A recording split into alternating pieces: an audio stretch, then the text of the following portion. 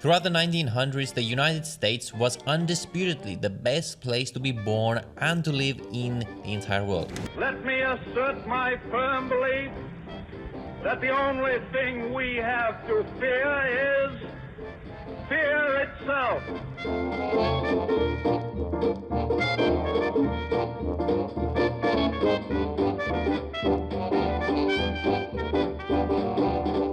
If you wanted to make money, you wanted to build a great life for yourself and your family, you could do it in the US by achieving the American dream by simply working hard.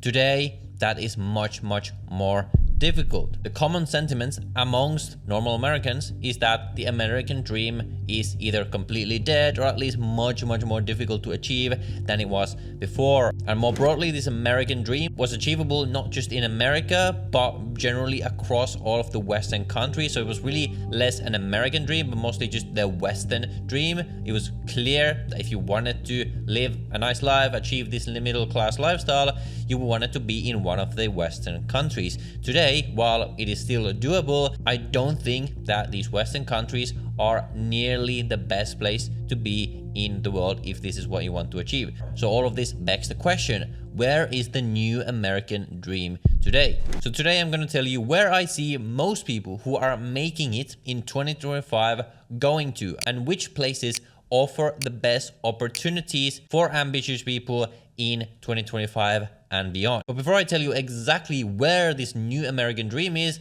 let me tell you the 3 scenarios where being in America still makes a lot of sense. Number 1, if you're coming from a poor country and you just want to work a good job, let's say you want to just get a better citizenship than you have right now, you just want a normal job where you can live cheaply and send money back home. In the US, if you are in the right industries, you can still absolutely make it by simply working a job. If you're a doctor, a software engineer, a lawyer, a banker, the US is still one of, if not the best places to be in one of those industries. And if you're coming from somewhere like Europe and you just want to be a lawyer, it is quite obvious that you probably want to be in the US. So that's the first case. The second case is that if you want to run a business that benefits from being close to the US market. First of these is if you want to run a VC funded tech startup. So if you're running the type of business that you want to grow to a $10 billion company where you need a lot of funding and you need access to the best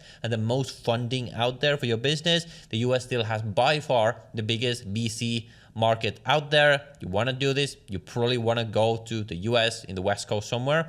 And the third case is if you run the type of business where it is simply beneficial to be physically close to the biggest and most prosperous market in the world. You want to sell products, you still probably want to be selling the products in the US. Now, for an increasing number of businesses today, you don't have to be in the US to sell to the US anymore, which is actually like sort of the optimal move these days. I'll touch on that in a moment. But if you run the type of business where being in the US will make it easier for you to sell in the US, then it still makes sense to be there. But this does not mean that it's even beneficial to be in the US anymore if you want to be successful. Because for most people who want to maximize their life, i.e. not just make the most money, but also get the best bang for the money that they make in terms of the things that actually make your life great, like safety, lifestyle, things like this. The US is simply no longer the promised land. And here is why. Number 1, housing. Costs are up. And if you look at like salaries relative to inflation, you might think like, okay, salaries are much higher relative to inflation.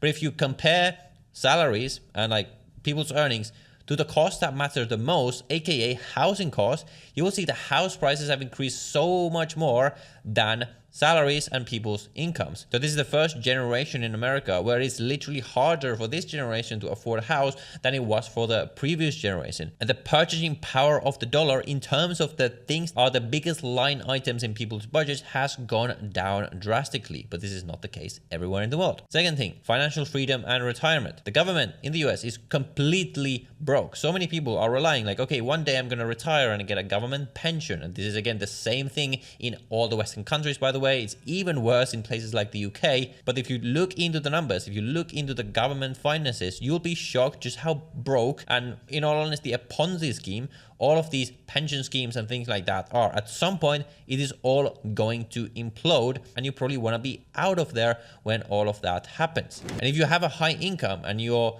looking to just retire from your own investment and your own savings, well, you're being taxed at rates of 40, 50, or even higher than that. So it's literally so difficult these days to build wealth enough to retire from it, because you're having to give half of your income that could otherwise be compounding and earning you money and compounding your portfolio to the government. And this would all be well and good if the government was giving you value.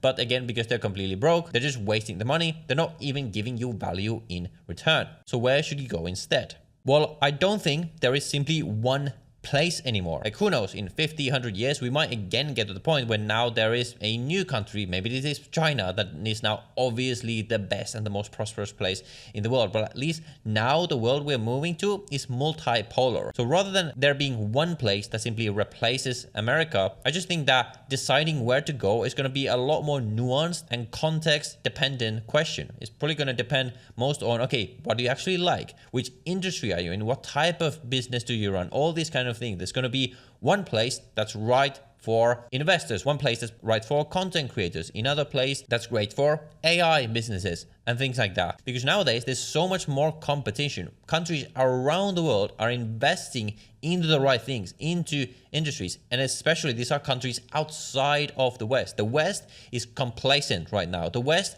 thinks still that, no, we don't have to innovate, we don't have to do anything because we're the best, like everyone wants to come here.